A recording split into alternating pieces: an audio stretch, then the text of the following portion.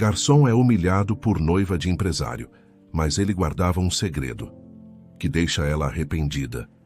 O brilho dos cristais e o murmúrio aveludado das conversas eram a atmosfera constante do Alencars, um templo da alta gastronomia onde a elite da cidade se reunia para ver e ser vista, e, claro, para saborear as criações do chefe renomado. Por entre as mesas cobertas com linho egípcio, movia-se Mateus Alencar, 24 anos, com a agilidade discreta de um garçom experiente, embora seus ombros ainda carregassem uma certa tensão juvenil e seus olhos, de um azul profundo e observador, captassem mais do que apenas pedidos de vinhos caros ou pratos exóticos. Ninguém ali, exceto seu pai, Alberto Alencar, o imponente dono do império gastronômico, e o gerente-geral, seu Valadares, um homem de cabelos grisalhos e lealdade inabalável, sabia que o rapaz que servia água com uma leve hesitação, ou que por vezes anotava o pedido com uma concentração quase estudantil, era o único herdeiro de tudo aquilo.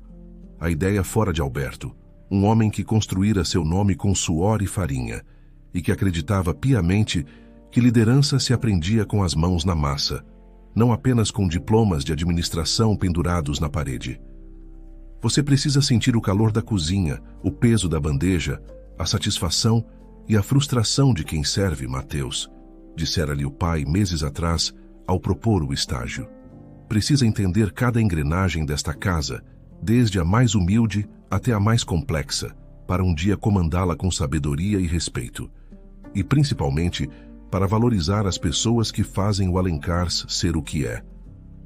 Mateus aceitara o desafio com uma mistura de apreensão e entusiasmo. Não era fácil. A rotina era exaustiva, os clientes por vezes impacientes ou arrogantes, e alguns colegas de trabalho, alheios à sua verdadeira identidade, olhavam-no com a desconfiança reservada aos novatos que pareciam um pouco deslocados demais para a função. Havia Jonas, o garçom mais antigo, cujas piadas veladas sobre a lentidão de Mateus escondiam uma ponta de inveja pela atenção que seu Valadares dispensava ao rapaz. Mas havia também Dona Cida, da Copa, com seu sorriso maternal e um cafezinho coado na hora que lhe aquecia a alma nos momentos de cansaço. Naquela noite de sábado, o Alencars fervilhava.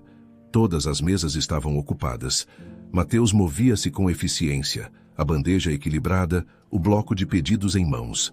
Seu Valadares o observava de longe, um leve sorriso de aprovação nos lábios. O rapaz estava aprendendo rápido, a humildade e a vontade de acertar superando a falta de prática. Foi então que a porta principal se abriu para dar passagem a um casal que exalava poder e um certo tipo de ostentação calculada. Ele, Gustavo Bittencourt, um empresário do setor imobiliário, cuja fortuna recente era tão comentada quanto seus modos abruptos. Ela, Letícia Vasconcelos, sua noiva, uma mulher escultural, adornada com joias que competiam com o brilho dos lustres, e um olhar que parecia classificar tudo e todos ao seu redor numa escala de importância que começava e terminava nela mesma. Mesa para dois, Gustavo Bittencourt, anunciou ele ao maître, sem sequer olhá-lo nos olhos. A melhor, é claro. Foram conduzidos à mesa mais cobiçada do salão, com vista panorâmica para o jardim iluminado, e coube a Mateus atendê-los. Um arrepio percorreu a espinha do rapaz. Havia algo na postura de Letícia que o deixava desconfortável, uma impaciência contida, um desdém latente. A primeira interação já foi tensa. Água mineral com gás, bem gelada, e 2 rodelas finas de limão siciliano, sem sementes. E não demore, ordenou Letícia, sem sequer erguer os olhos do celular, enquanto Mateus se aproximava para oferecer o couvert. Mateus anotou a voz calma.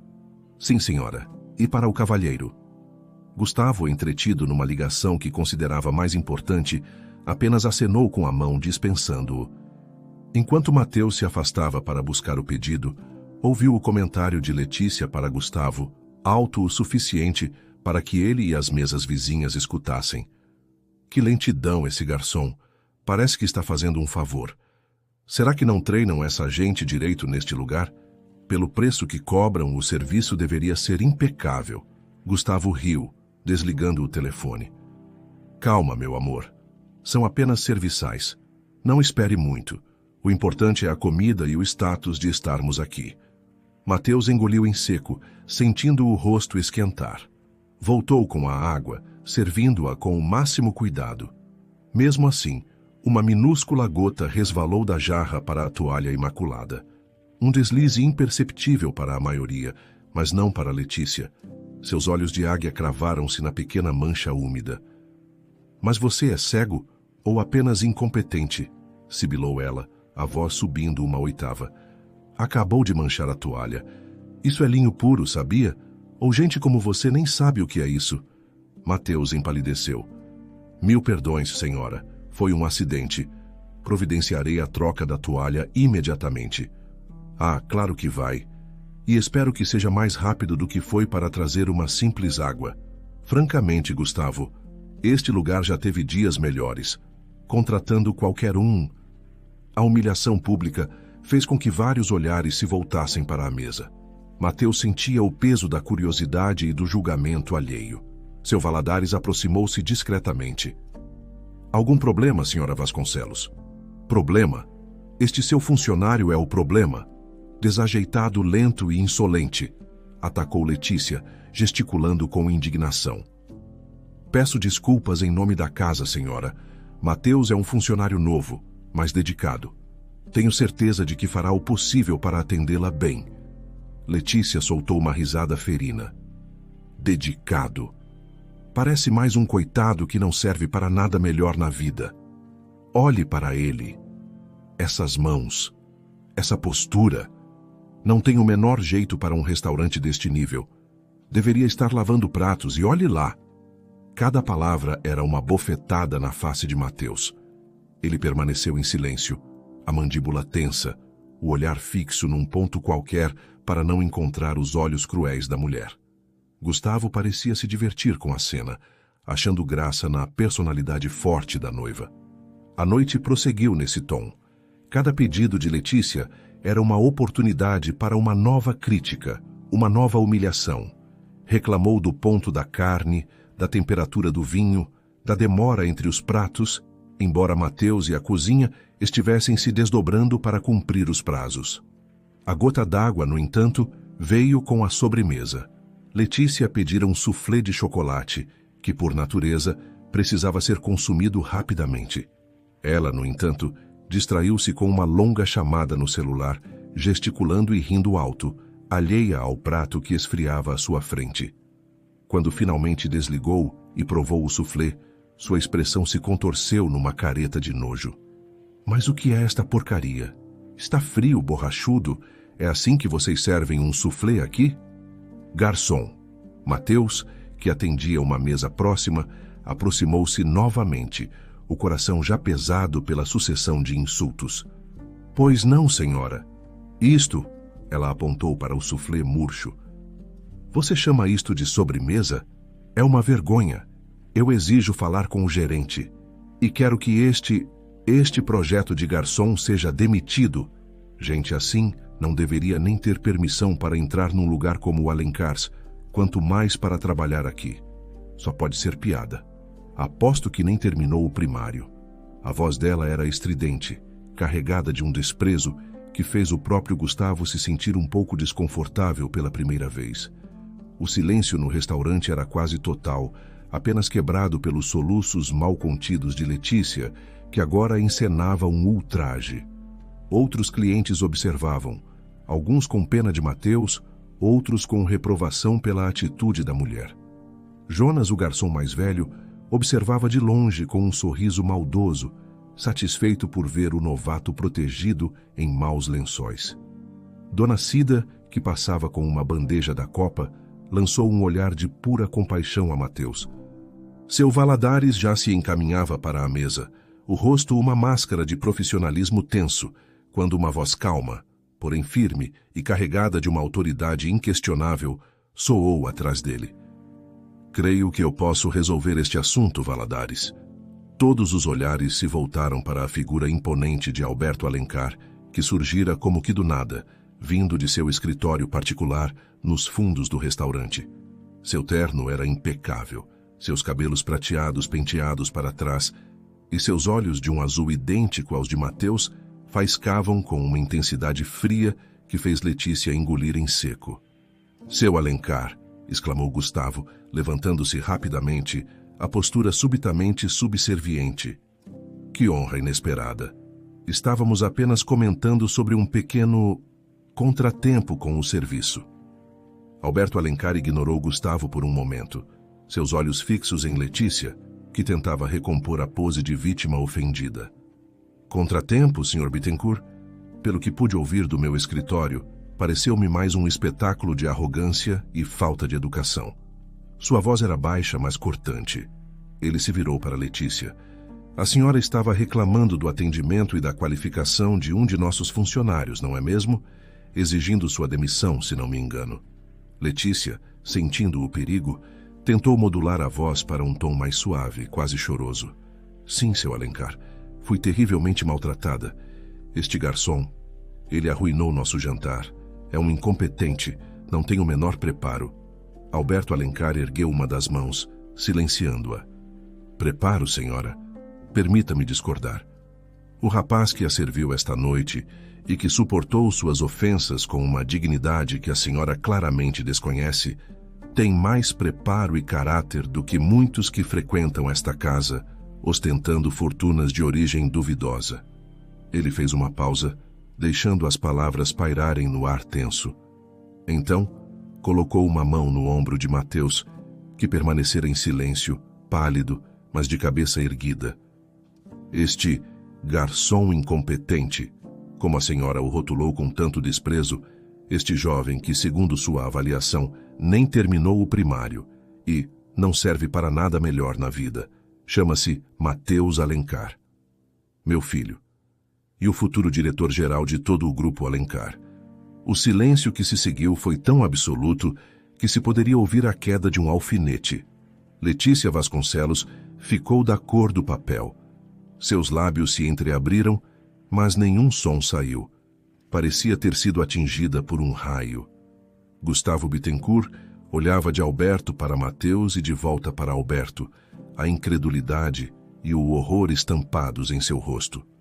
Os outros clientes cochichavam entre si, os olhares variando entre o choque, a schadenfreude e uma nova admiração pelo rapaz que aguentara tudo com tanta classe. Jonas, o garçom, sentiu o chão sumir sob seus pés. Dona Cida sorria discretamente, uma lágrima de orgulho teimando em rolar. Alberto Alencar continuou, a voz agora carregada de uma decepção fria, dirigida principalmente a Letícia, mas com um olhar que também repreendia a passividade de Gustavo. "Mateus está trabalhando aqui, como garçom, por minha expressa determinação.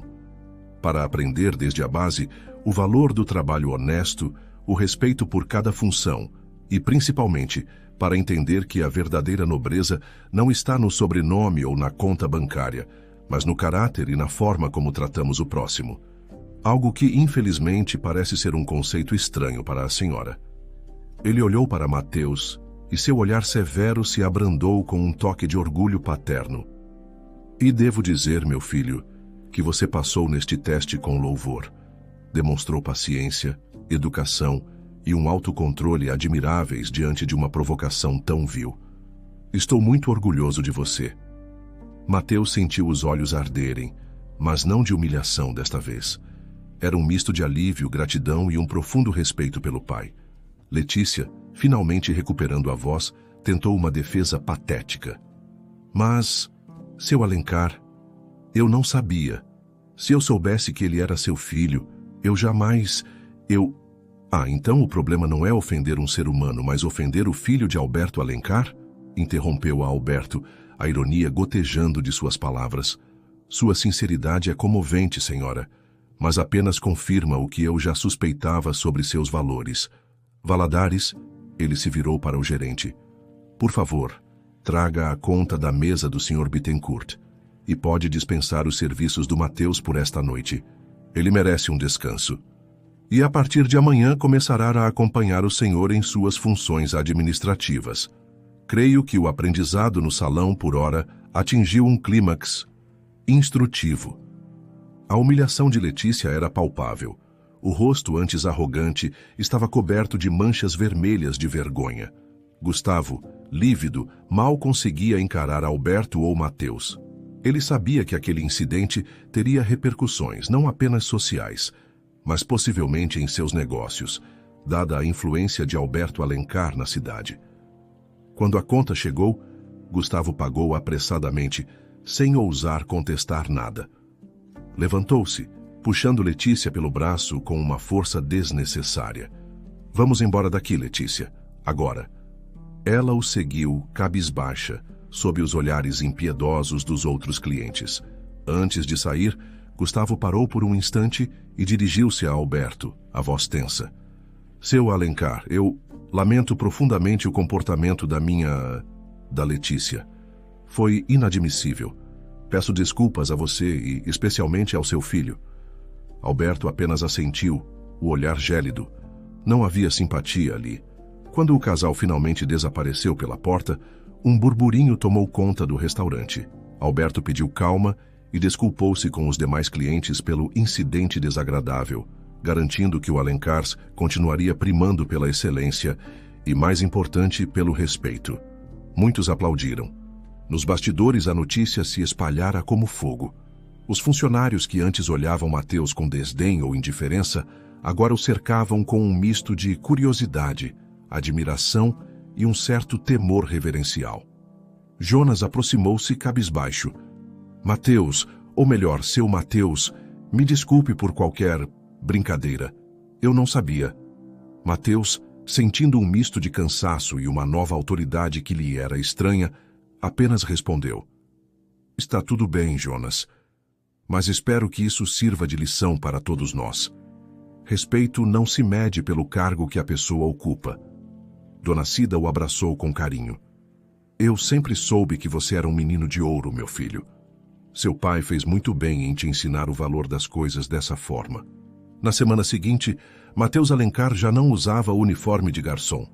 Começou a acompanhar seu Valadares em todas as reuniões, a analisar relatórios, a entender a complexa logística daquele império gastronômico.